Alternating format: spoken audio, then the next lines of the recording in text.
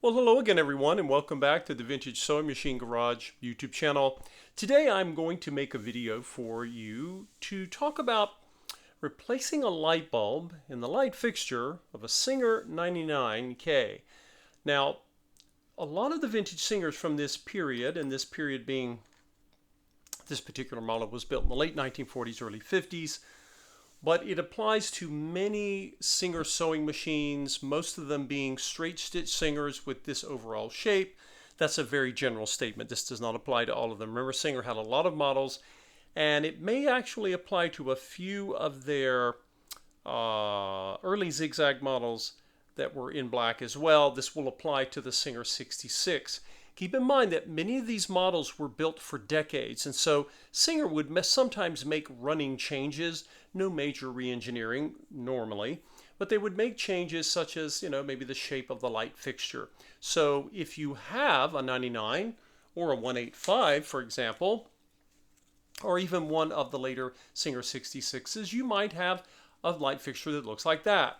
And it has a Singer called these beautiful big pieces of glass magnifying lenses. It was supposed to magnify the light. I don't know if it magnified the light or anything, but it certainly is a lovely piece of glass. But for our purposes, we are working on the light fixture that looks like this. So it looks more like the shape of a bean. It is or a blimp, or maybe a sub sandwich roll. I don't know. You can fill in your own metaphor there. Now, this is a light fixture that is very, very durable. Now, when you have an issue, or if you have an issue with your light, it can come for many reasons. It could be, for example, that your light fixture has wiring issues. It could be that the fixture has some damage inside. Typically, that will happen if a bulb over time, if the wiring gets bad, sometimes you'll have to. I think on one occasion I replaced the light fixture, but it's very rare. But I have inspected the wiring on this light fixture. It checks out beautifully. There are no issues. And obviously, I have unplugged my machine. If you're going to do this, make sure your machine is unplugged. Don't laugh. You always want to check that. It's easy to get so engrossed in what you're doing that you forget that basic requirement. So remember that. Okay, so how are we going to get this out of here? The fixture, like so many parts of Singer machines from the vintage era, was designed in such a way that either the owner or the servicing tech, because Singer had their own service department, could do so without having to reinvent the wheel. Now, on this particular fixture, you have a switch, right? And it turns clockwise. You can hear it clicking. It goes, once for on, once for off. And it has a nice heavy piece of glass. This would be used for even future machines like the Slant-O-Matics, the 300 and 400 series, for example. And so you have a piece of glass, and behind that you have a bulb. Now, the bulb on this particular machine, it still works, and it's really old. And it has a brass base. And I believe this bulb got used because it's very dark. It's almost the color of charcoal. Keep in mind that these are incandescent bulbs, these vintage ones. And incandescent bulbs, as many of you know, as they age, they lose material off of the tungsten filaments, which often it will attach to the glass. That's why they gray or get sort of smoky looking before they finally fail. This one is still working, but it's fairly dim at this point. It doesn't have a lot of filament left going on. And because I'm restoring this machine, I thought I'll go ahead and replace the bulb, and it's a good time to make a video for all of you. So before I show you how to access it, let's talk about how this lovely thing is made. What you're going to see is you see the glass underneath, and there's a rim on the glass, and it is attached to a piece of steel that is it's like a reflector piece of steel that reflects light back down. Above that is a very thick, chunky piece of Bakelite plastic or similar plastic chemistry. if you look, when I hold it vertically, get it in the camera properly, let's take a look here. And I'm pointing at this with my little Singer bobbing case screwdriver. If you notice, you can see there's a band on the right and a band on the left, and you can see daylight coming through them. And these bands run along the side. They come out of the fixture socket socket piece, and they come and then they stop, and they stop right there. Let me get a little zoom here for you so you can see what I'm referring to. You can see if we look above, you see here where the band comes, and then it kind of comes around. There's a little curved piece of the plastic, and the band stops there. And the band is sort of holding on to it. If you think of when you hold on to a bar with your fingers, right? And then the one on the other side does the same. And you can see in the light here, you see the little bump out where the band ends. It ends right there. Now, if you wanted to know how to get to your bulb without taking this piece all the way out, there is a way. You don't need to go in and wedge in here. Some people do that, but you don't need to. Why? Because Singer tells us it's in your manual. Okay? So what do you want to do? This piece was beautifully designed in a way that you can get access to the bulb without taking the whole thing apart, because you have these very large, substantial tension rings that go around the two I call it clamshell halves of the housing that holds the socket and the switch. But you do not need to undo those either.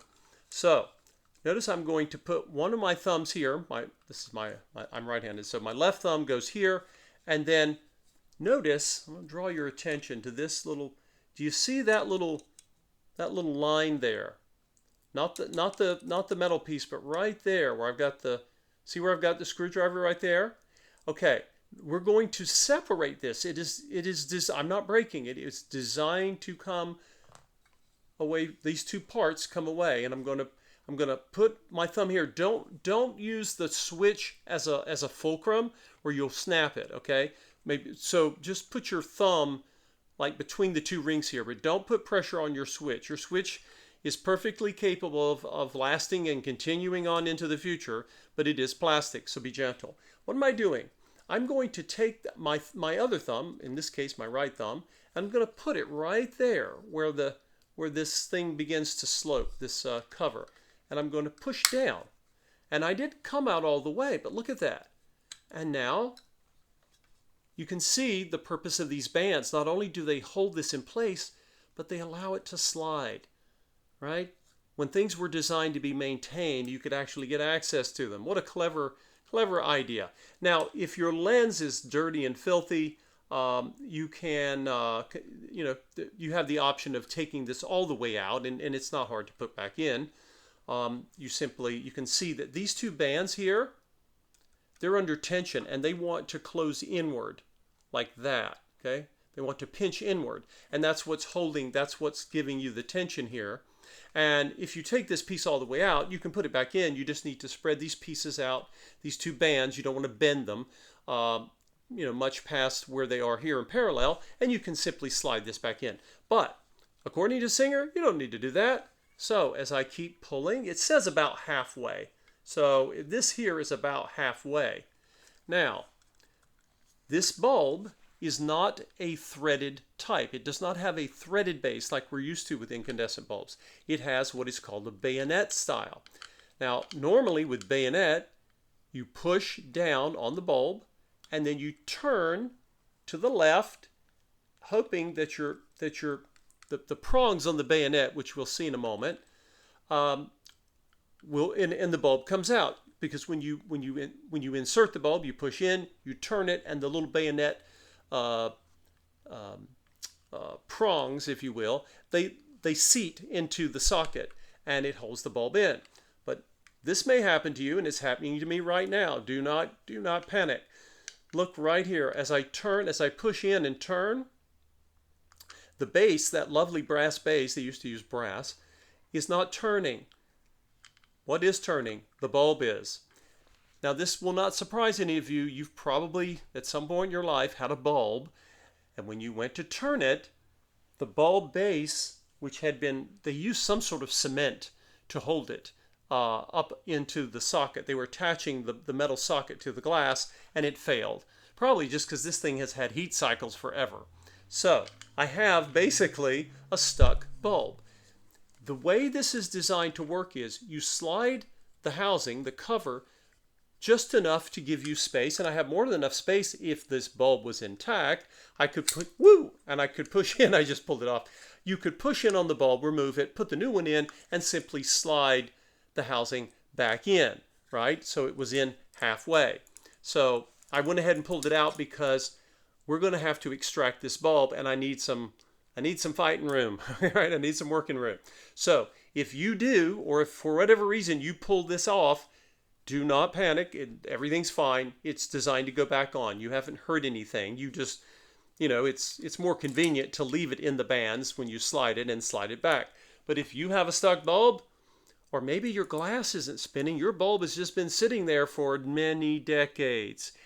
And I'm not kidding when I say this could be, it is possible, it is the original bulb from 1950, I'm guessing 51, 52.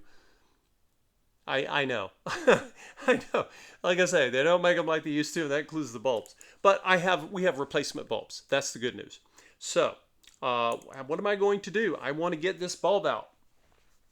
So, let me know what all of you think. Put your comments down there and let me know. How are we going to get this thing out? The problem is not that it's a bayonet. You can have this problem when you have, a threaded base. For example, this is a... I showed you the other light fixture. This is an even older one. This came off of a Singer from like the early 1920s, and it had a metal cover. And back at the time, they used a threaded base, right? So Singer would sometimes use a threaded base or a bayonet. But whatever kind of base you got, we got to get this bulb out, and we got to get it out without creating a mess, without hurting ourselves. So we're going to look at that, guys. So take a guess, let me know. I have an idea of what I'm going to do, but I want to see if you do. And we'll make this video in two parts because I wanted to show you some of the things that you may run into. But as I have mentioned to you all before, most vintage sewing machines brands are far simpler to work on than modern sewing machines because they were designed to either give the owner access or the servicing technician access, because they expected to have these items for decades and they knew they would need service. They were smart. They were not planning obsolescence like so many products have built into them today. So we are going to, in the next video, I'll show you how I plan on getting this out. And then we will find a bulb. I have a collection of bulbs I keep on hand. And if you don't, I will show you which bulb to use, which bulb to get, and you will be back in business. And so, thank you all for watching my video on this. It was about time we did another light fixture, light bulb video. And if you have not subscribed, please subscribe to the channel. I have over 5 million views and only 41,000 of you subscribing, which is a wonderful number until you realize how many views this channel has had. I used to really not. I really only recently started mentioning to people to subscribe to the channel, so that's on me. But anyway, if you find this video useful or anything on this channel, please consider subscribing and also donating to the channel. You should see a little link there to buy me a coffee. And if you see value in this channel and the hundreds of videos that have been produced over the years, please consider donating. You can click on there and it'll take you right to buy me a coffee. And you can simply click on how many or how few coffees you'd like to donate. So thank you all again for watching, and I will see you next time.